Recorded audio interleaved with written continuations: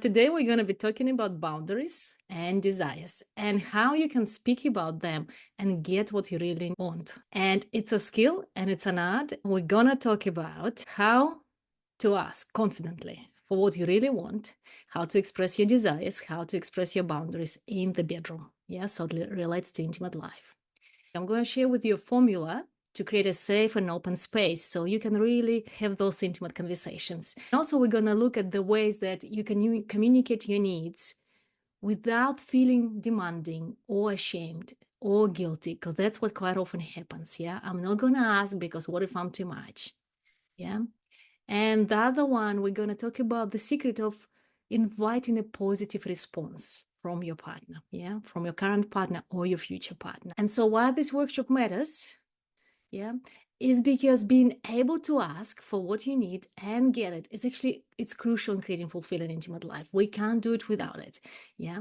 And so this workshop will give you tools to feel comfortable, to feel confident, and feel excited to express your desires, express your boundaries.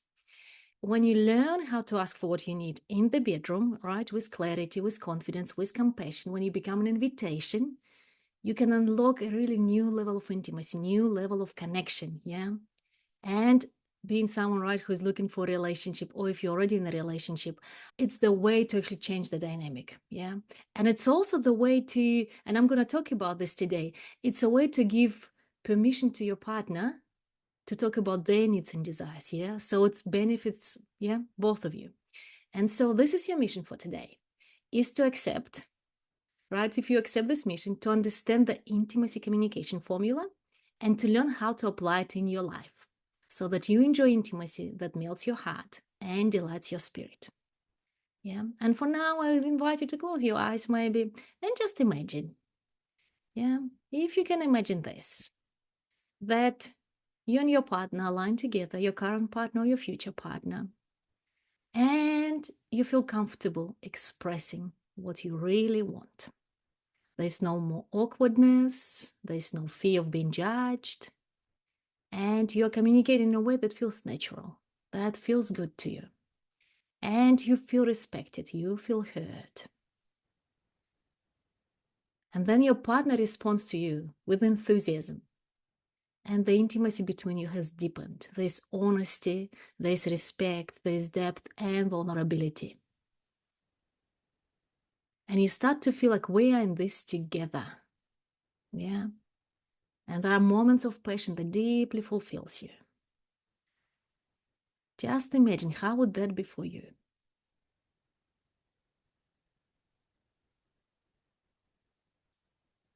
Yeah. And that's what we're going for, yeah? And this is Sarah, one of my clients. That's what happened for her, yeah? Because she was so frustrated. She was feeling so hopeless because they lost that ability to talk to each other. And as I say, the more partners stay together, the more the pattern get established, and it's more difficult to break that pattern, yeah? And she was so worried about talking about her desires because she felt like, he's not going to respond. I'm going to feel rejected. Yeah. And of course, when she was asking for it, she was already feeling that fear. And when she was asking, the request was loaded. And then when the partner heard her loaded request, he felt like, I've already failed. Of course, I can never do it for her, right? And so he wouldn't even step up and do it for her. And so that's how they continued to feel dissatisfied, yeah, and frustrated. And then working through the formula, working with your inner state, which we're going to talk about a lot today, she really started to talk in a way that would invite him to respond to her. Yeah, and that's where the art happens. Is actually we can become an invitation and invite our partners to respond to us beautifully. And just imagine, how would that be for you? Yeah. So this is the outcome. Yeah. Once you learn what I'm teaching you today, it's really, you're going to feel empowered to express your needs, to express your desires, to express your boundaries, and you'll become an invitation for your partner. And your partner will want to step into that intimacy with you and actually give you what you want. Yeah. Okay. And you might already know me. I can see some of you know me, some of you don't know me. So just a couple of words about me so you know why you're listening to me, yeah? That I didn't just make it all up, and I've done quite a bit on this path, and I've been working in this for the last 14 years, since my daughter was 1. And I used to be a chartered accountant, and I got trained after some time. I got trained in Hakomi psychotherapy. I've got 2 postgraduate degrees in counseling and in psychotherapy. And I've completed master's research on the power of group work for empowering women's sexuality. And I totally believe in women's group work because it's such a powerful modality. Yeah. And then I'm trained in sacred sexuality. So I integrate Eastern wisdom with our Western wisdom, yeah, to give you the best. And I'm also a couple therapist trained in emotionally focused therapy. And I'm certified in women-centered coaching and facilitation. And also I help hundreds of women to unlock the power and beauty of their sexuality. So they feel confident, they feel attractive, they feel vibrantly alive. And I so know it's possible for you. Yeah, I'm so happy to have you here. And so why we struggle to ask for what we really want. And now I invite you, because this is a workshop, so we're going to be writing. You're not just listening to me, yeah? You're going to be reflecting. So let me know, like, find your pen and paper and let me know, why do you think we struggle to ask for what we need? And I'm going to give you a couple of, maybe a minute just to write. Why do you struggle to ask for what you need? And if you can share with us here. And when you share, I'm not going to say your name, right? So you feel you're in privacy, but it'll be nice to hear. Why do you struggle with asking for what you need?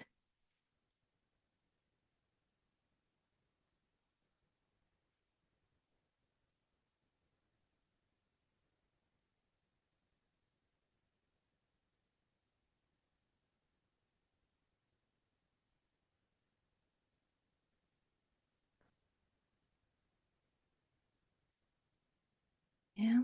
And I'd love to hear from you. Why do you feel you struggle to ask for what you need? And so these are one of the things, right? Why we struggle, because we're scared of rejection. Yeah. We're so afraid of rejection or judgment. Yeah. That it's a really big fear for humans. Yeah. So when we share vulnerably our desires, we might worry, what if they think I'm too much? Yeah. What if they don't respond the way I hope they will respond? And that fear of rejection creates this invisible wall. Yeah, it blocks us from expressing ourselves. And the fear often rooted in past experiences in our childhood or in our past intimacies, where we felt dismissed, invalidated, misunderstood. Yeah. So check in with yourself. That's why you're scared, why you don't ask for what you really need. And then the next one is, we might feel guilty. Yeah, we might feel guilty for having needs. And this is such a feminine thing, that we might feel like that have needs is selfish, or maybe I'm going to be needy. And society teaches us that our worth is in what we give, yeah, rather than what we can receive. Yeah. And guilt creates hesitation, creates a sense of our needs aren't worthy enough to be spoken out loud. And we might believe that by voicing our needs, we're taken away from others. Yeah. And so we really need to reframe that this is not selfish to ask what we need. Yeah. And thank you. Yes. Feeling embarrassed. Yes. What would he think about his lack of ability to give me pleasure? Yes. And that's another piece we're trying to protect. So there's shame around our desires as well, right? As women, we're not supposed to show our desire. Yeah. And cultural norms, our upbringing, can lead us to believe that our desires are inappropriate, or they're embarrassing, or they're too much. Yeah. And then it really becomes difficult to express them openly. It holds us back. And we might judge our desires as wrong, right, or dirty. And I wonder if that's true for you. And you can write it down. I was really reflecting on this now. What is it for you? Why is it difficult? And when shame is present, we feel disconnected from our needs. And then it makes nearly impossible to share our needs and desires with others, because shame really freezes us. Yeah, it acts as it freezes us. We're unable to speak. We're unable to do anything. We're unable to express us. Yeah. The next one is fear of conflict. And that happens, or as, yes, Marsha, thank you, as feeling embarrassed, right? I don't want to hurt. So either I don't want to go in conflict, or I don't want to hurt the other person. How are they going to take it? Yeah, if I share my desires, it might mean that they're not doing something, or I want something different in a relationship. Yeah, and it might create conflict in a relationship. And then we start avoiding conflict. We stop speaking our desires. We just don't want to rock the boat. Yeah, we're afraid of asking for something that really feels good because we want to keep that balance. Yeah. But I tell you that if we're trying so hard to keep that balance, it means that balance is not there. Yeah. That it's really unbalanced and we're shutting down our desires, trying to pretend that there is balance. Yeah. Because when there is balance, it doesn't matter what you share, the balance stays there. Yeah. It actually really means that you're on the rocky ground. Yeah. And then another one is that we might feel that our needs are not as important. Yeah. Because many women condition prioritize other people's needs. Yeah. And we might believe my needs don't matter so much. And then feeling unworthy, right? Less important, silence is our voice. We can't speak up. And then another one is difficulty with vulnerability. And I wonder if you can relate to this one. Because if I really express my desires, I'm actually opening myself up. Yeah. And it's such a vulnerable thing that quite often we prefer not to have our needs fulfilled than actually feel vulnerable. Here I am. This is what I want. This is what I desire. Yeah. And we're scared that we're going to be judged. It feels risky. Yeah. Because the thing is, it both invites possibility of closeness and possibility of getting hurt. And that's how relationships go. The more we open up our heart to love, to connection, the more there is risk that we might be hurt, right? Because people we love the most hurt us the most. So check in if you are not voicing your desires because you're actually afraid of being hurt. Huh? And it's really nice to see you engaging. Yes, putting the other people needs first. Yes, that's what happens so often. So if any of you can find how I can open the chat for all of you to see, it'll be so nice if you can communicate with each other. But I can't figure it out because I'm teaching here. So if you can let me know. Huh? Yeah. And so these struggles are so common. Yeah. And they're very understandable because we're swimming in our culture, and that's how we're socialized. That's how we relate to our needs. Yeah. And quite often for men, it's way easier to express their needs and desires. It's way more difficult for women. But then we feel frustration and we feel resentment. I remember when I was growing up, yeah, because of my sexual abuse, I actually couldn't speak. And sometimes I would go to a place like this silent place where I feel like I'm just walking in the forest and there's no one around me. And I would lose my voice. Like I'm sitting with my partner. I want to ask, right, what I want or what doesn't work for me. And I couldn't speak. Like it would like really get stuck in my throat. Yeah. And I would go into this voiceless place and feel that shame and I can't speak up. And then my partner would get really upset with me for not voicing myself, but that wouldn't help me. That would get me deeper into that voiceless place. Yeah. And I remember my partner then feeling powerless, feeling inadequate, and then getting really upset about it. But it's not like something that we can think our way through. We really need to feel it. We need to heal it. So if you're at a place now where you feel like I can't really voice my needs, yeah, there's a way. And today I'll share with you, yeah, the way how you can actually start finding your voice. So the effects on us, yeah. What happens to us when we can't voice our needs? One is we really have our unfulfilled needs and desires, right? Obvious, yeah, because we don't express what we want and our needs go unmet. Yeah. And then it leads to feelings of emptiness, dissatisfaction, and a sense something is missing. So as I speak now, yeah, see which one it is for you. Yeah. Then we have this built up resentment because when we hold back, the resentment starts to build up. We're like, if they loved me more, they would do it for me. Yeah. How come this is not happening for me? And we stay silent, our needs are not met, and there's a resentment. Yeah. And then what also happens is that it creates low self-esteem, right? Low self-worth, because we're not valuing our needs, yeah, enough to express them. It kind of reinforces that belief that my needs aren't worthy or deserving of attention, respect, or love. Yeah. What also happens is emotional exhaustion, which I talk to so many women here I work with. It's quite something. When we constantly suppress our desires, we have to manage our emotions. Yeah. And there's no support because we are not asking for what we want, what we need. So there's no support. And it leads to burnout, frustration, and feelings of isolation. And also it increases our self-criticism. Because the silent, right, staying silent about our needs often fuels the self-judgment, making us feel like weak, unable to stand up for ourselves, and then it can worsen the inner critic attack. Yeah. So see if you relate to this. I wonder if you relate to this. And then there are missed opportunities for growth. And that's actually a big one, because when we share our needs and desires, it allows our relationship to grow. It allows us to grow. But when we stay quiet, we're really missing opportunities for growth, to evolve, to deepen trust, to strengthen the bond. Yeah. And quite often it actually leads to compromised mental and physical health. Yeah. Because unexpressed emotions and unmet needs can really lead to stress. You have to hold back yourself. Yeah. It can lead to anxiety, to physical symptoms like headaches, sleep issues, digestive problems. When we hold it all inside of us, it can actually really affect us. And just today I was talking to a client, I was like, wow, it really affects me physically. If I don't speak up, it actually really, like, the belly tenses, the disturbances in sleep, and this deep anxiety that I can't speak up and I'm so scared of speaking up. Okay, so that's effects on us. And I invite you to reflect on it, yeah, and to write it down. What effect not being able to speak has on you and how it affects others. And this is such an important point, because we might feel it's selfish, yeah, to express my needs and desires. But actually, what I share with you now, if you really listen to this, it's not just about you. It actually, everyone loses. So when we hold back from expressing our needs and desires, it creates confusion, it creates misunderstanding, because our partners might be left guessing what's wrong. Yeah. They may interpret silence as indifference, because quite often we feel, right, something is not quite right. We feel it, but I don't know what it is. And then that leads to confusion. It leads to miscommunication, misunderstanding.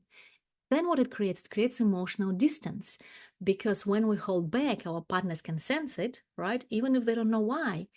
And that lack of openness creates a subtle or sometimes very obvious barrier, and it prevents true closeness. Then it also encourages the pattern of avoidance. It's holding back teaches both partners to avoid addressing issues directly. We just wipe it under the carpet, yeah? And over time, this dynamic can lead to a relationship dynamic where real conversations and emotional honesty just continuously sidelined, like it's not there. And that's why I say, if you're in a relationship and been doing this for a while, it might be harder to shift it. It's possible, but it could be harder, yeah? The next one is unmet needs, of course, for both partners, right? Because if one partner is not speaking about their needs, then the other partner doesn't feel as vulnerable and open to actually share their needs as well, yeah? Then the other one is increased tension and resentment. Yeah, obviously. Yeah.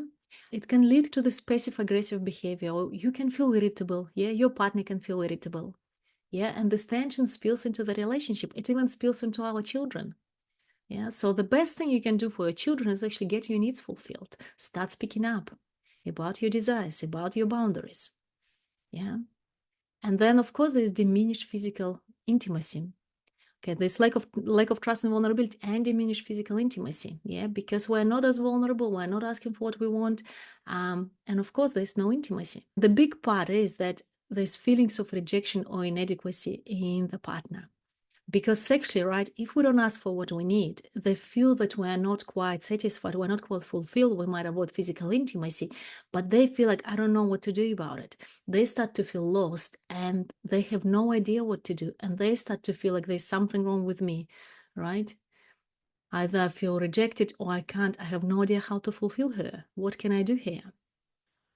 Yeah. So let me know how this lands. And so this is the shifter, that asking for what you need is a form of self-love, is a form of empowerment, is a form of actually loving your partner as well. It's not just about you. When you ask for what you need, yeah, it's loving for everyone. And that's the key to creating fulfilling intimacy. So here is the formula that we're going to be talking about today. Yeah, intimacy communication formula, and it's got 5 steps. Yeah, and the first step is set yourself up for success, then set the scene, then open the window into your world, step into their world, and let go of the outcome. And that's we're going to be working through this formula. Thank you for your engagement. Yes, Christine, Masha, beautiful. So let's go with the first one. Set yourself up for success. Yeah. What does it actually mean to set yourself up for success? And the thing is, preparing yourself mentally, emotionally, physically before diving into really difficult conversation, right? Because intimacy is a difficult conversation. It's very vulnerable. That vulnerability makes it difficult. And it's really important to actually set yourself up for success. And that's what I see. We actually fail when we set ourselves up for failure. It's like that's where it stops. And no technique is going to help you. Yeah, no amount of I statements are going to help you if you're not setting yourself up for success to start with, because then it just becomes like you repeat something, but actually the energy is not there. And this allows you to actually speak authentically, speak calmly, and become an invitation so your partner can respond to you. Yeah. It gives space to your partner to step forward. They can step forward and give us what we need. It creates a sense of freedom, focus on connection. And if we miss that crucial step, nothing is going to help. We set ourselves up for failure. So this is like, from all the steps, this is the most important step. All the rest of information you can find anywhere, but actually this is what's really important. Yeah. And so the first part is actually connecting to your feminine energy. Yeah.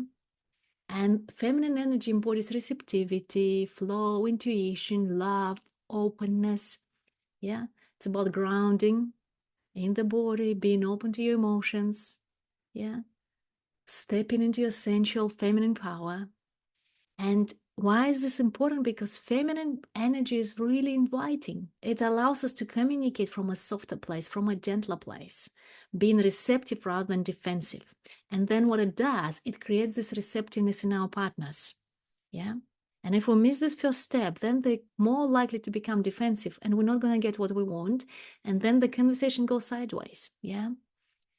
And this is the set yourself up for success. This is what we so practice in my Sexually Empowered Radiant Woman course, because it's not just about the techniques. It's actually about who you are and how you feel, yeah, and how you handle the emotions, yeah.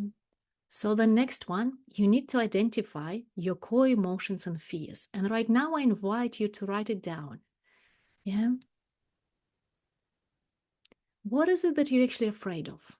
Yeah, when you ask, especially sexually, especially in the bedroom, what are you afraid of? What are your core fears? And naming these emotions before speaking to a partner, yeah? It really reduces their power. It allows you to be more conscious, yeah? And then the conversation is not as loaded. You can be more grounded, yeah? So just write down your fears.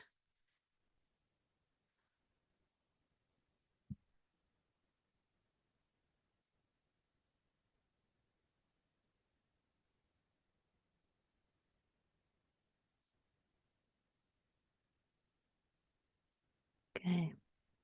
And so next one, you need to love yourself up, yeah? You need to give yourself self-compassion, self-love, yeah? And it's important because when you approach the conversation from a place of self-love, yeah, rather than deficiency, you feel more confident, you feel worthy. When you're filled with that self-compassion, you're less likely to seek validation from your partner, right? You're less likely to react to their reaction. And you feel secure in expressing yourself. And then it really creates space for your partner to step in, to listen to you, not to become defensive. And so right now, I wonder if maybe you can touch your face, hold your cheeks, hold them gently, and just tell yourself, I'm right here with you. Yeah, I want to know what you want. I want to know your desires. I want to know your boundaries. And you are so worthy of expressing them. You're so worthy of love. Now I'm right here. Maybe you can even say, I love you, or I care about you. See what feels right.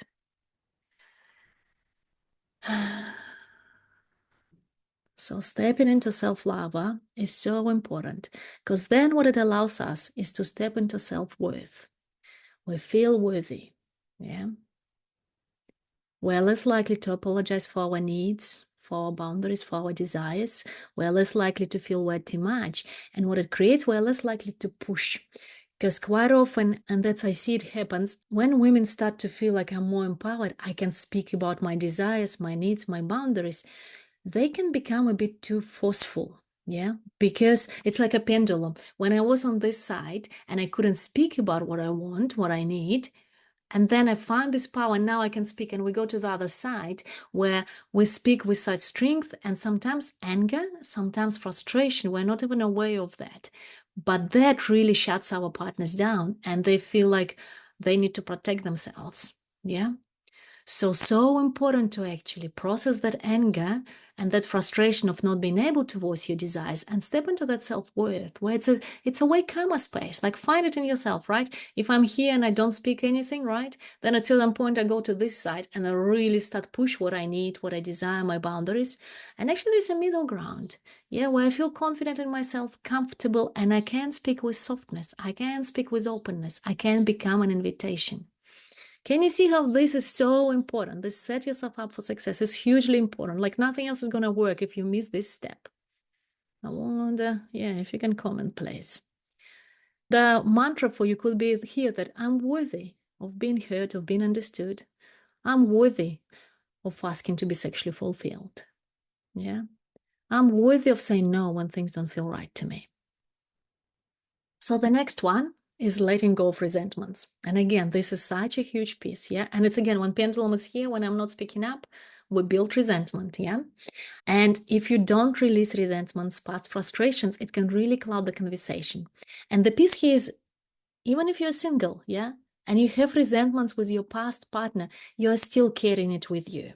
You have to process it. You have to let go of those resentments, because your new partner is not even going to know what it's all about. Yeah. And quite often that's what happens. We go through life, we build up resentment. And then when we ask for what we need or we say what we don't want, it's like all this resentment is at the back. And then the conversation becomes so loaded. No wonder our partners can't hear us. Yeah. Because they have no idea what's going on. And it really creates a defensive barrier. Yeah. Like, we become defensive, our partners become defensive, and it really takes away from safety and openness. Yeah. And letting go of resentments creates that space for empathy, for understanding. Yeah. It's very essential for successful conversation. And so right now, I invite you to take your journal. Yeah. We just have a minute where if you can write down anything that's bothering you, any resentments you're aware of. Yeah. And they can start with always, like men always, or you can talk to your partner like you're always, yeah, or you never, men never, women never. Yeah. So if you can just spend a minute writing down, who are you resenting it for what?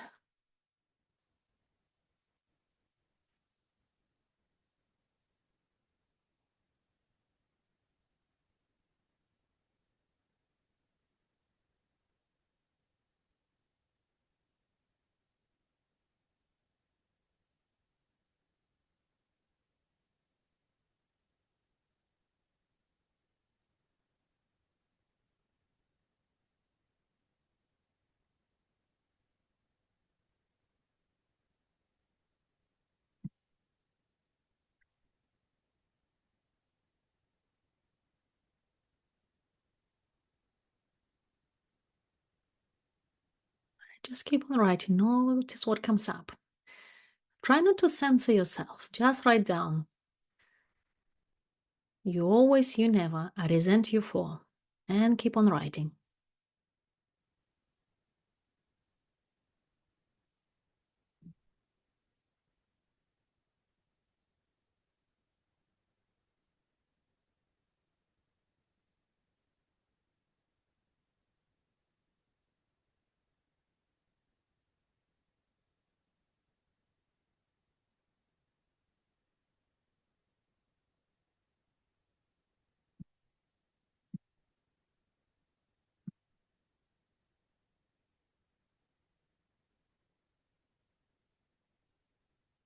And yes, Masha, that's exactly it. I can't become an invitation if I've got hurts, past resentments. So maybe if you're someone, if you can write down here, who are you resenting and for what? As it relates to intimacy. And I invite you to continue this, continue journaling about this. And just if you complete whatever you wrote right now and we go to the next step, but do continue that. It's a really deep exploration. And so then the next step for setting yourself up for success is to step into curiosity. Because see, once I feel comfortable in myself, once I've connected to my sensuality, to my feminine energy, I love myself up, I let go of resentments, then I can be curious about my partner. Yeah. Then I really can step into that curiosity. But before that, I can't. Yeah. Because all that kind of luggage, it's all there. The weight is there, and our partners feel it. Yeah. So I hope you can see how this is just so huge. Yeah. And then the last one is to actually practice the conversation in a safe place, which I mean, and that's what we do in the course, right? What we do, we actually, you express it to someone else, not to your partner, where it's really risky, it's really vulnerable. You can talk to a mirror, right? Write down your requests and talk to a mirror. Or much better to talk to someone, to talk to a woman, a friend in a safe way. It's safe, yeah, where you feel really safe and you practice finding your voice, yeah, for your desires, for your boundaries. And that practice can really, at first, you can feel like, oh, I can't really speak. This is so weird. This is like so awkward. And you start to feel all the weight, right? Because when you start speaking it, you're like, oh, what's going to open up for you is why it's difficult for you, what's behind it. And the more you practice, the more you can become clear and clear that energy, clear that weight. And then when you really talk to your partner, it becomes so much easier, yeah, that you can become that invitation, yeah. So this is step one. Yeah. Set yourself up for success. Hugely important. And we work on this in my Sexually Empowered Radiant Woman course. And I know some of you already registered. If you haven't registered, you have an opportunity to register. We start next week, but that's what we're gonna do for you. Yeah. That we're gonna set yourself up for success so you become really empowered and asking for what you need and having the relationship you really, really want. Yeah. So this is step two. Step two is set the scene. So how are we going to set the scene? Because before jumping into conversation about intimacy, it's important to create right environment. Yeah. So you create right environment inside yourself and then with your partner. Yeah. So both of you feel comfortable, both of you feel open. And that's what really creates successful conversations. Huh? It ensures that your partner feels respected, right? Prepared for an intimate conversation. So first of all, we need to ask when is the right time. Yeah. And then right there, we need to tell why you want to talk. Because when we say, I have something to talk to you about, quite often they expect it's something negative. Yeah. And they go into the defensive state. So very important right there to say something that takes the defense down. Yeah. And that's when you say why, that's how we take the defense down. Yeah. And maybe it's like, I'd love to talk to you because I just want to feel closer to you. And there's something I found out about me that makes me feel closer to you. Could we talk about it? When would be a good time? And then we need relaxed environment. Yeah, creating a relaxed environment where there's time, there's space, kids are not running around, the phones are not ringing, taking the phones away, but really relaxed environment, because sex is such an intimate matter, such an intimate topic. We feel so exposed. It's very loaded conversation, yeah? Especially if you're attracted to men, they feel it's a vulnerable place, right? Not feeling like I'm not a good enough lover because they really put their sense of self-worth in that. So it's really important, yeah? But see how setting the scene is actually pretty easy, yeah? The big piece here is like ask for one at the right time and tell why you want to talk. Put it in a really positive terms, yeah? So they don't have to put the defenses up. Yes, and yeah, you can imagine the positive outcome, but I want to share something a bit different from the positive outcome. It's more of letting go of the outcome, yeah? So the next piece, yeah, is to open the window into your world. That's the step three. Let's see how we do that. It's really inviting your partner again, right? Invitation. It's all feminine energy is inviting, yeah? Inviting your partner into your inner world helps them to truly understand your desires, your boundaries, yeah? And when you share, right, with honesty, with vulnerability, then the partner feels your vulnerability, and then they're so likely to fulfill what you want, yeah? And I see it like when I work with my couples again and again, it's not about what we do and how we ask, the subject of what we ask for, but actually how we do that. And quite often couples sit with me and they're like, wow, she's been trying to tell this to me for the last 10 years and only now I can really hear. So it's all about in how we do that. Yeah, it's all about in setting yourself up for success. Yeah. So the first step, what we need to do is to actually know your desires and your boundaries. Yeah. Of course, how can I talk about something if I don't even know what it is? Yeah. And we have done quite a bit of work on this in the Unlock Your Desire Challenge, and we will do lots of work on it in our 10-week course. So if you haven't done it, I'm going to do the challenge maybe next year again. But these are the pieces that we've done. We actually looked at the sexual desire matrix, identified our shadow sexual desire blueprint, identified our light sexual desire blueprint, and then created your personalized desire map. Yeah, these are essential steps to actually to understand what is it that I deeply want. Yeah, and then creating your tree of desire. Yeah, so this is an important work, and if you haven't done it, yeah, you can even email me, and maybe I can give you access to the challenge if you want to. But it's a really important work. Yeah. And so then how we open, the window into your inner world is to know your desires and boundaries. And for now, I invite you to actually write down maybe 3 desires and 3 boundaries. What is it that you really want and you'd love to express and you find difficult? And right, what is it that you don't want that you'd love to express and you find difficult? See if you can write it down. 3 for what you want, 3 desires, and 3 boundaries.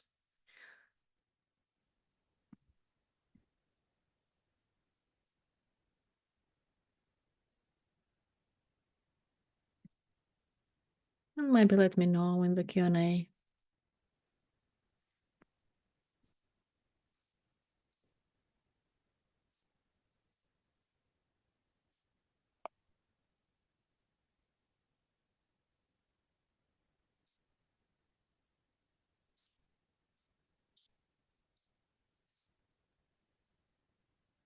So 3 desires and 3 boundaries. Write them down.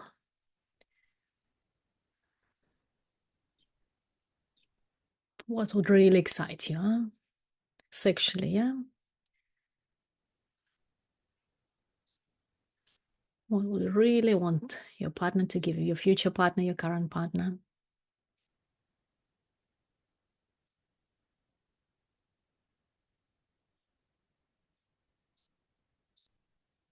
Okay. To be passionate, to be playful and sexy. So, and see if you can be specific, huh? What does it actually mean, huh? Right? To be passionate, playful, and sexy. What does it mean? What do you actually want your partner to do? Because this can be another piece, huh? That it can really create confusion. If you ask someone, can you please be passionate and playful with me? What do you actually really mean? Yeah.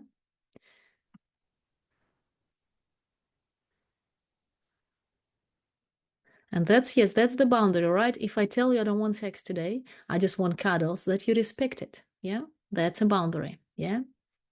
And see if you can really be specific, because that's another piece where we lose it, huh? They can't really give us if they have no idea what it means.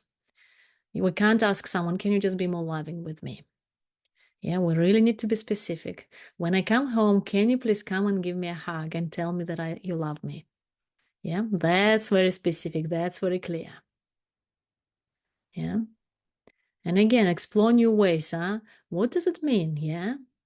How can we do it? Really important to be very specific. Okay. So then you need to tell why it's important for you. What would it do for you? It's not just this is what I want, but this is why it's so important for me. This is why it so matters for me, because that's what creates understanding and empathy. Yeah. It allows your partner to see beyond your request. Yeah. But into more kind of deeper emotional landscape. Why it matters to you. And that's what builds true intimacy. That not when we stay on the surface, yeah, but actually when we go deep. And that's what creates that I'm opening the window into my world. Yeah. That why is hugely important. So when you write your desires, it's actually really important to reflect. Why is this important for me? So I invite you to do it now. Pick up one desire and just write, why is this important for me? What is the deeper need that gets fulfilled? And if you're driving, I know some of you might be driving, you can just think about it. Huh? You can speak it out loud. Why? Why is that boundary important for me? When I say no to sex, and you listen to me, why is it important?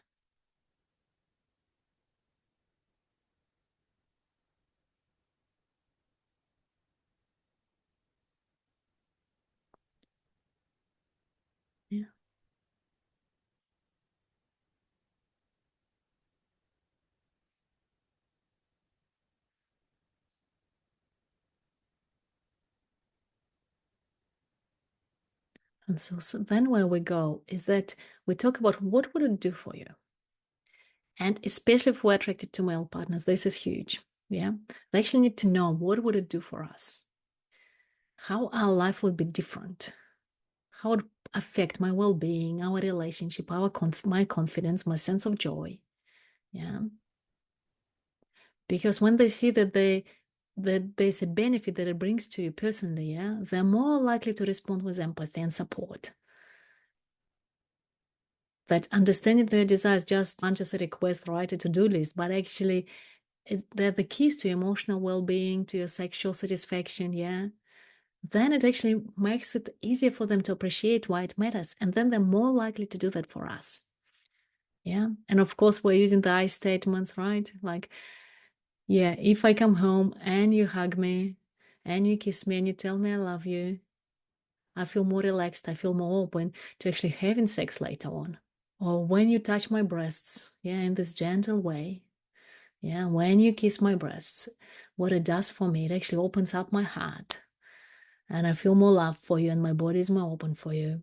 And I feel more sexually aroused. And then the last one is actually, not the last one, the fourth one, second to last, is talk about how it will benefit your relationship. Yeah. What actually would happen to the relationship as a whole that is not just for you. And it's always like that. The desires and boundaries are not just for you. That's for relationship. Yeah. And when your partner understands that fulfilling your needs and desires will deepen your connection, enhance your bond, right? It shifts the conversation from the individual needs to the shared connection, right? And that shows that by supporting each other's desires and boundaries, you're both investing in a happier, more fulfilling relationship. Yeah. And you might say, like, when I feel safe to express myself with you, yeah, when I can talk to you about my fantasies, then I'm able to connect with you deeply. It brings us closer. So could you please listen to my fantasies without making fun of them? Yeah. And then it really highlights that mutual benefit. And then, of course, they're more likely to do that when they see the benefit for the relationship. Yeah. And this last piece is hugely important, and that's what we often miss, is actually, what do you need from me to give that to me? And in that, the onus is on you. They don't have to remember. It's your desire, it's your boundary, you're responsible for it. Yeah. It's like when you're making love and your partner not paying attention to your breasts. You can just like remind them, yeah, I'd love you to pay some attention to my breasts. Could you please hold me gently? Yeah, or more vigorously. Yeah. So we're not pushing responsibility onto them. By expressing our desire, it doesn't mean that now they're responsible for fulfilling it. Or same, right, when I don't want sex and my partner kind of insists on having sex, or they become grumpy, it's like, well, actually, darling, yeah, it would really help me, yeah, please, can we just cuddle? So the onus is always on you, yeah. By sharing your desires, they're not becoming responsible. And that's what I see, how it can become a to-do list. And then our partners are less likely to do that for us, yeah. But if they know that it's actually our responsibility, we're not putting the onus on them to fulfill us, we're gonna ask, yeah. And your partner might say, well, maybe when I come home and I just go right into the whatever, my computer or something, can you please remind me and come in front of me? And then I'll remember that I need to hug you and kiss you and tell you that I love you. Does this make sense? This is a hugely important step. And that's how when we open the window into our world, it's really we become an invitation, yeah? I'm taking responsibility. This is what I need. This is what it do for me. Yeah. And then of course they're so much more likely to do it for us and builds that stronger foundation for intimacy, for understanding, for trust. And imagine, right, if you come into this conversation, instead of opening the window into your world, quite often what happens, there's great conversation loaded with resentment, or this is not happening, yeah, or there's fear. And of course, then we don't get what we need. And we keep feeling dissatisfied. Okay, so the next one.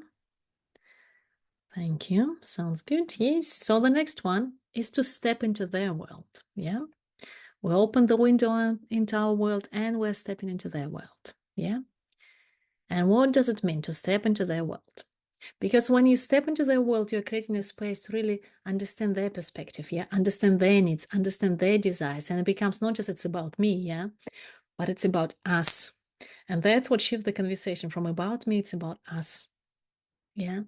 And it builds trust. It really shows your partner that you're interested in being mutual. Yeah. And the first step is to connect to your curiosity. And it's easy to say, but it's more difficult to do. Yeah. That it's not about responding, about solving. It's actually about being curious and learning. I want to learn more about you. And when we're curious, we open ourselves up to discovering, right, who they are, what they truly need. And we can take a deep breath, clear our mind from preconceptions, right? And focus on exploring what they have to say. And that's where I feel like sometimes if we do the visualization, yeah, where we feel like, oh, it's going to go positive, yeah, we build an expectation in our mind that they're going to respond positively. And when we have that expectation, it actually can interfere with our curiosity. And it might feel like a weight on them, yeah, that, oh, you already feel I'm going to say yes. And when you ask, you feel like I'm going to say yes. And then you're going to be disappointed if I say no, yeah. So if that makes sense, I'd suggest that, yeah, instead of visualization, actually step into curiosity. It's quite a different space, yeah? Instead of feeling that it's going to go positive, yeah?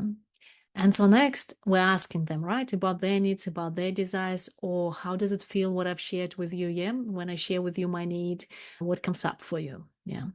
And then it's really important to listen deeply. Share without interrupting, without jumping in with your own perspective, and be fully present.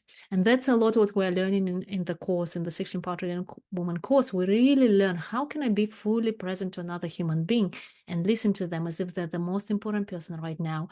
And I open my heart, I open my body. I don't just listen from my judgmental mind, yeah? So really opening yourself up and listening with your whole body, it creates so much change and shift in the relationship, huh? And now next one, which is a really tricky one, and that's where actually it all falls into pieces quite often, is we need to manage our feelings, yeah? Because that really can go wrong, yeah? And you lose your capacity to listen if you get triggered by what they say, especially if it relates to your needs and desires, and they say something that's not what you expected, yeah? And the thing is, it's most of the time, it's not that we can't share, it's that we and others can't listen without being emotionally triggered. Yeah. And that's why we keep on asking, right? We stop asking, we stop sharing because we're scared that it's going to trigger us, it's going to trigger them, and it's not going to go well. And that's how we learn not to even voice what we need, what we want. And this is where emotional mastery comes in. You actually really need to know, yeah, that when someone is saying something that triggers me, I can actually handle my emotions. I don't have to shut them down.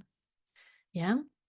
Because I work with couples and I see it again and again. It's not that I can't share, no one listens to me. It's like we do share, but then no one can actually listen without being triggered. Yeah. And the thing is, this is the break it or make it point. Yeah. And no amount of technique is going to help you if you get triggered. Yeah. If you don't manage your feelings, because your partner might be triggered by what you ask. And if they're triggered, you really need to keep connected to yourself and you need to manage your feelings, because if they get triggered, you get triggered, it escalates. Yeah, it gets worse and worse and worse. So managing your emotions is so important. And yeah, we do a lot of that because it's actually not something, it's not a technique that you can learn. It's actually, you really need to learn how it works in your body. How can I calm myself down? And at the end, it all comes back to feeling worthy, to feeling confident in yourself. That's again, we go to all right, set yourself up for success, that when I don't need another person validation, I can actually give them space to express themselves without being triggered, without feeling like it's an attack on me. And so just a couple of tips here. It's important, instead of reacting, to breathe. So I invite all of you right now to take a deep breath. Yeah. And thank you, Brenda. Yes, Brenda is part of the course. Beautiful to see you here with us. Yes. Yeah. That years of resentment and frustration can really, stop us. And then we can't manage our feelings. Yeah. So taking a deep breath, feeling your feet on the ground, yeah? And understand that the story, what is the story I'm making about what they're saying? Because usually it's the story we're making about what they're saying that triggers us. Yeah, and our partners might be triggered in that place, right?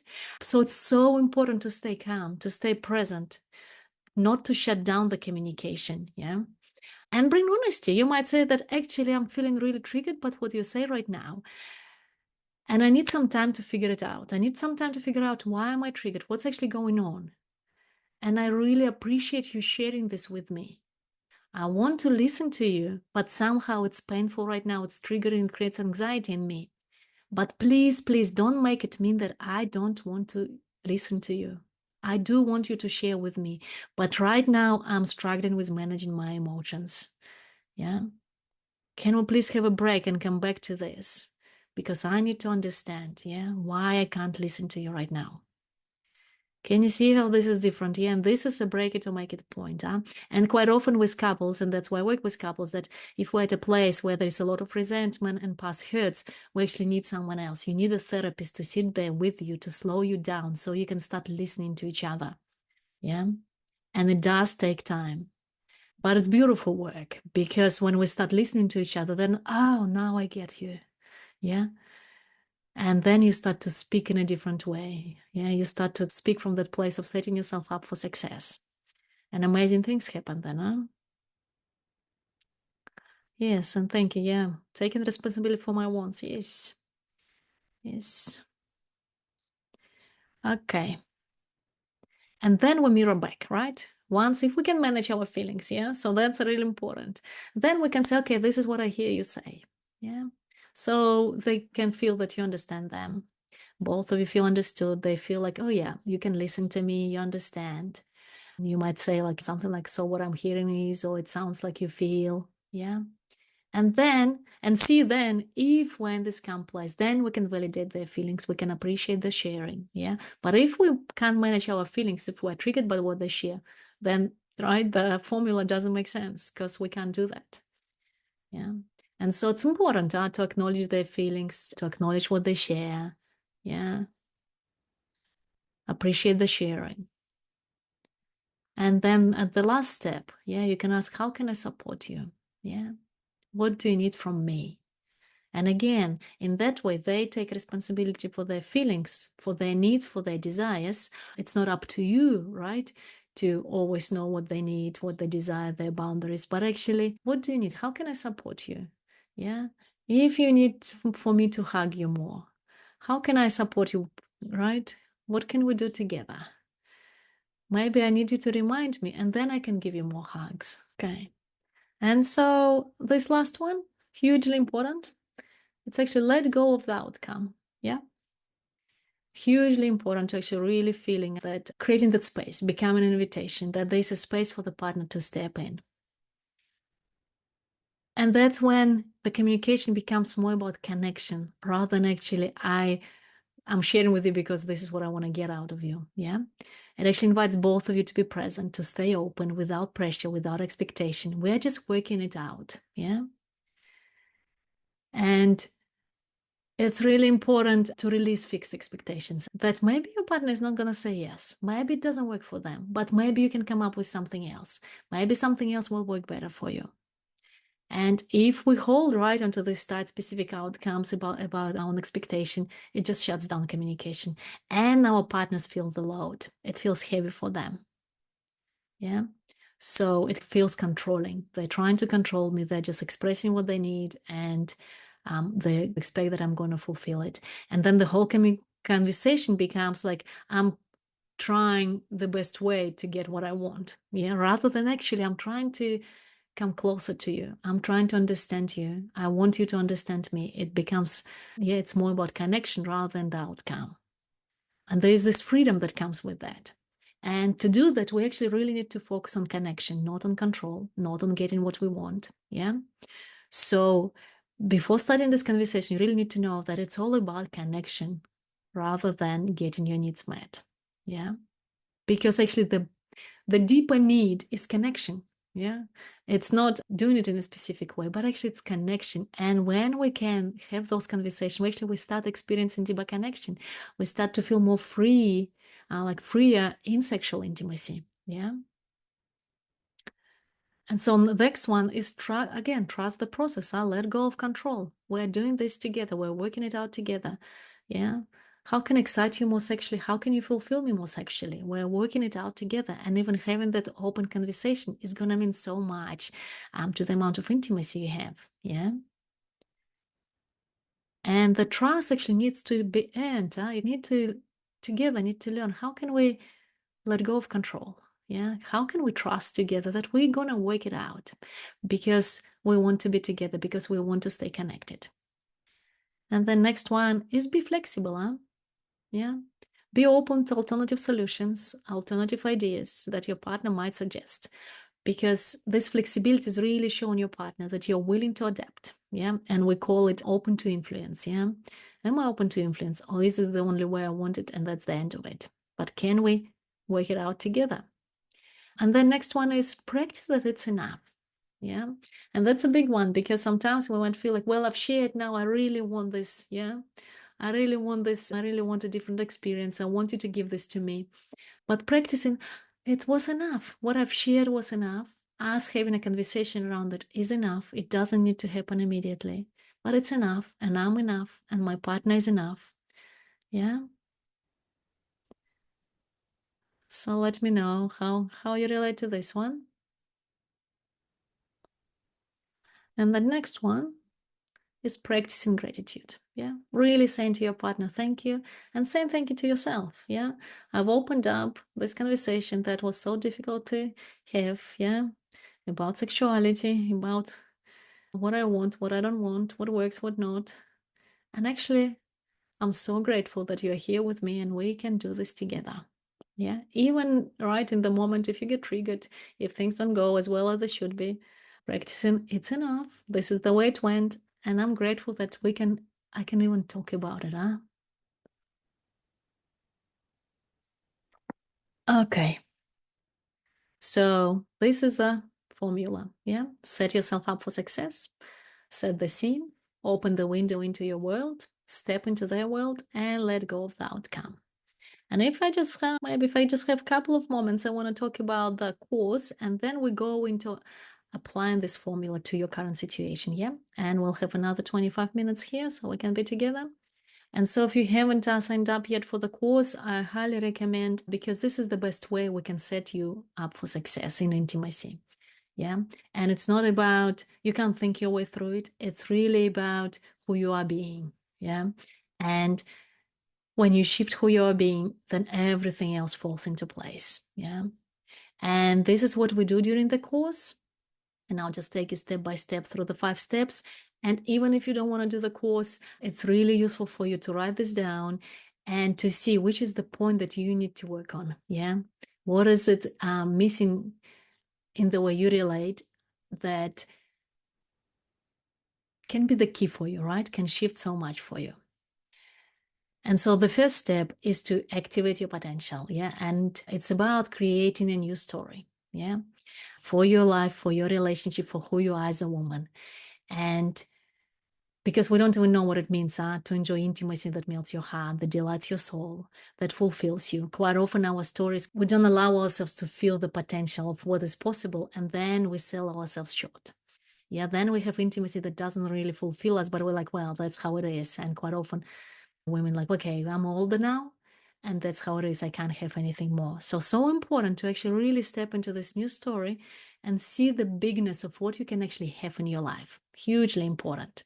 And I just want to, you can just listen to Julie. What's been huge for me is my opening up in terms of my feelings. So I've always known that feelings are really, really important, but it's not since I was a teenager maybe, and I sobbed in my room when I was that age, that I really let my feelings out. Since then I've been married, I've been through divorce, and all sorts of stuff has happened. And although I felt a little bit sad or a little bit tearful, I've somehow had this strategy, a clever strategy to avoid those feelings that must have been created when I was a child. I've been able to soften, to really soften, and to allow those feelings to come out. And it's been so, so healing and so, so amazing. And I really feel so much softer and more in touch with who I am. This is how we can shift the way we are. Yeah. And that's what's so important. It's not about the techniques. And I know, like, as many as there are, you say the I statements and blah, blah, blah. But if we don't shift our internal state, nothing works. And then we get frustrated. Yeah. So it's all about actually setting yourself up for success. And so the second step is what's really important is to release trauma, shame, judgments. Yeah. Because unless we release, unless we transform our inner critical voice, unless we stop feeling that shame, we actually can't fully express ourselves. Yeah. We keep on hiding ourselves, and intimacy happens when we can open our hearts, when we can invite the other person to come closer to us. Yeah. And if I feel shame or I judge myself, then I can't let them come close to me. And then no amount of we can try and do things, but actually it just doesn't go deep. Yeah. And other people, the thing is, what happens is that if I feel ashamed or guilty or I've got all these judgments, then there's a lack of trust, and the other person can't really feel into us. They can't really see us. They can't see our beauty. And it's really difficult to create relationships. Yeah. And especially if you're single right now, it's, again, you really need to tap into your own radiance. And if I feel those judgments, I can't tap into my own inner radiance, and then I'm not as attractive. And I might feel like, oh, it's because I'm old or because of that or of that. But actually, it has nothing to do with our age, shape, size. It has more to do with our radiance. And when we have trauma, shame, judgments, it shuts us down. Yeah, it dims our light. Yeah. And that's what Nikki says from what happened to her, going through trauma and going through the training, how it actually opened up things for her. I'm happy that we've been having intimacy again, because we were pretty much lacking for the beginning of the course. We didn't have intimacy for many months. I felt maybe my heart soften a little bit. Also wanting to practice being in my body intimacy as well. Feel that desire coming back. So there's more connection there than was there before. It is really big. I'm awakened more. More seeds have been planted for me. I understand now my own responsibility in it more clearly, as well as the way I've been asking for things from a very emotional place in a lot of my relationship, which I feel has caused a lot of disconnect. I feel it's a gift to understand that more clearly now. I do feel my heart open more. I feel my body open more. I feel my yoga practice change. I feel the way I navigate my communication change. So it's satisfying to do this work. It's not easy though. It's also honestly helped me process my sexual rape and my trauma. I could see any woman benefiting from this. So see how, again, right, the shift in who we are changes how we relate, yeah, how we ask. Because quite often, if we have resentment or we feel like fear and I'm not going to be listened to, then we become too forceful, and then our partners don't respond well to that, and then we wonder why. So important to do this foundational work. Yeah. And so the step 3 is like we go into unlocking your ancient body wisdom. Yeah. So it's so important because sex happens in the body. Intimacy happens in opening our heart, our soul, right? Our body, physical body, to another human being. So it's so important to first start to feel at home in the body, start to feel safe in the body, connect to the body. Yeah. Because once that happens, everything changes. Yeah. So it's hugely important. And right now you check in with yourself. How do you feel safe in your body? How connected do you feel to your body? Yeah. Do you feel like quite often we feel just in the head or just in the heart, but actually, do you feel your whole body, your sexuality connected to your heart? Yeah. To your belly, to your throat, like all of you is right here. And that's so important. We can't have fulfilling intimacy if there's a sense. So this is another woman, the last one, if you can listen to her. And it's beautiful what she shares, how her life changed. It's amazing. It's fantastic. It really is this bubbling, and it's like you often describe it, it comes from the earth and comes up through you and actually comes completely out of your body and out of fingers and hands and your laughter and just a general sense of being more relaxed in yourself. And before this course, I certainly felt very disconnected, very in my head, even while I teach Pilates and we're very talking about the body from a very physiological point of view. A completely different experience in this. This is an energy which just flows, and I never felt this beautiful sense of energy because I had so much trauma inside that I had no idea that was actually in my body. Yeah, I'd experienced trauma and I understood I'd experienced trauma, and I'd had so much counselling around that with so many people, which was continually just rehashing and making you relive that. And what I've found so beautiful about your course is that there's been none of that. There's been none of having to go back and relive those horrors, but we've just sat in sometimes difficult places and you've just been there and just supported that, and we've acknowledged it. And different parts of me have had to talk with that pain, and I really can't express how that shifts the pain. Like, I'm still quite surprised how just doing that can create this shift in your body. It's just quite an undescribable way that these things can move. Yes, that's for me so beautiful to hear. And this is right. This is, we talk about internal shifts, and we can't do it by ourselves. That's the piece that I found. And I couldn't do it by myself. We actually really need support of others. And that's why I love women's group work, because it's not just me there for you. It's actually the whole group is there for you. And when you have that much safety, that much holding, we can process so much more. We can let go of so much resentment and past hurts and really learn how to, the next step, right? How to ignite the power and beauty of your sexuality. Yeah. And it's all about connecting your heart to your sex center. It's really learning sacred sexuality practices that can open your body more and more. So you can start experiencing that beautiful energy, that bliss energy inside your body. And then again, you invite your partner into that blissful energy with you. It's not up to them to give it to us. Yeah. And that's why you're here. Yeah. It's not up to them. It's for you. Once you find that bliss in you, once you find that flow in your body, you can invite them, and then they're like, wow, this is a different experience. We can create something different together. Yeah, so important, these steps. And then the last step of the program is to create your unique radiance maps, which that we create a practice that you can take after the course, and you can keep on practicing. You can keep on expanding your radiance. Yeah, you can keep on being connected to your sexuality, to your heart, and start experiencing very different lovemaking. Yeah, that really fulfills you. Okay.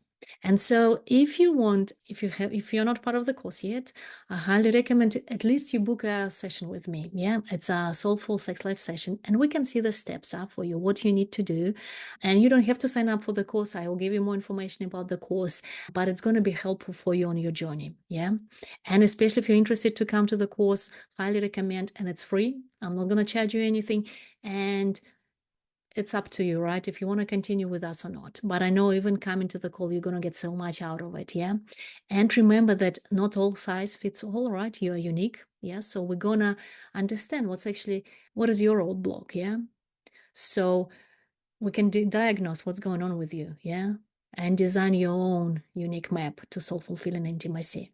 And maybe you need to align with what's possible for you, right? Step into that new possibility.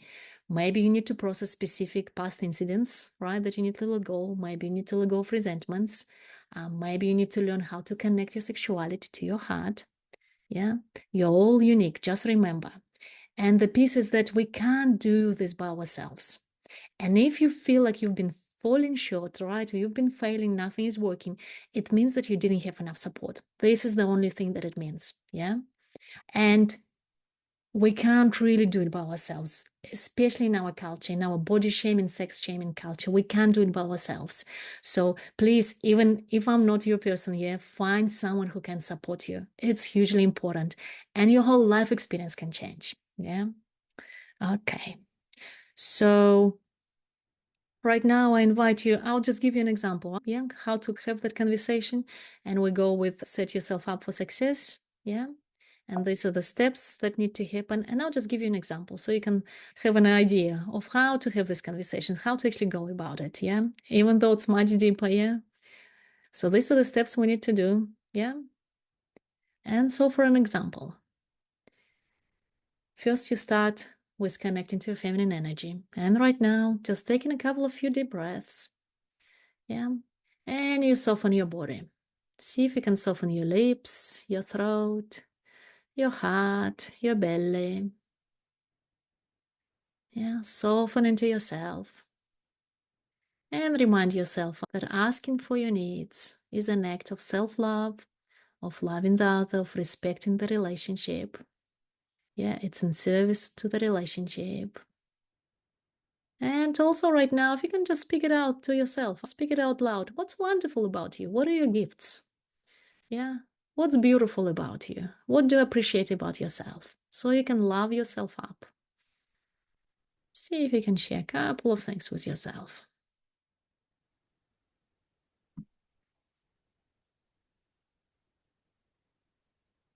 Yeah. So this is step one. Yes, set yourself up for success. Yeah. And next one we go. Set the scene. Yeah. So these are the steps to set the scene. Yeah. And so that's how you can do it. You can ask, can we chat for a few minutes about something that's on my mind? And it would help me to feel closer to you. When would be a good time? Yeah. So remember, tell the why, ask for time, and frame it positively. Yeah.